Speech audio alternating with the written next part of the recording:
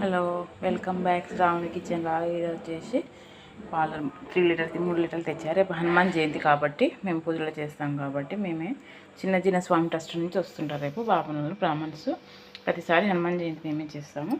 అయితే 3 లీటర్లు తెచ్చారు. ఈయనే పెరుగు తోడేసి రేపు పూజకు అభిషేకానికి కావాలి కదా తెచ్చారు. కాగబెట్టి తోడేస్తాను. నా ఛానల్ లైక్ చేయండి, షేర్ చేయండి, సబ్స్క్రైబ్ చేయండి. జై హనుమాన్.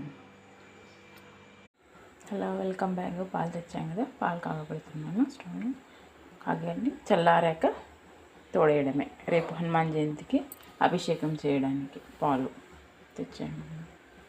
నా ఛానల్ లైక్ చేయండి, షేర్ చేయండి, సబ్స్క్రైబ్ చేయండి. జై హనుమాన్. పాలు చల్లారాయి నీళ్ళలో పెట్టాను. చల్లారాయి తోడేస్తే ఇక కొంచెం గోరెచ్చగా ఇలా అనిస్తాను.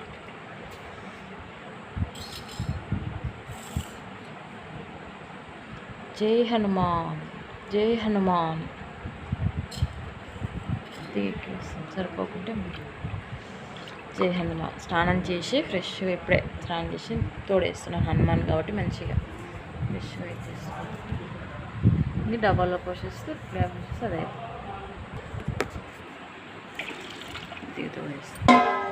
తోడేసాను. రేపు మార్నింగ్ అభిషేకానికి తీసుకెళ్తాను. Hello, welcome back Sravani kitchen. జై హనుమాన్. ఈరోజు హనుమాన్ జయంతి కాబట్టి పేరు చూస్తున్నాను. తోడేసింది, సక్సెస్ అయింది. హనుమాన్, జై హనుమాన్. నెయ్యి, తేనె, ఆవు పాలు, పంచకం.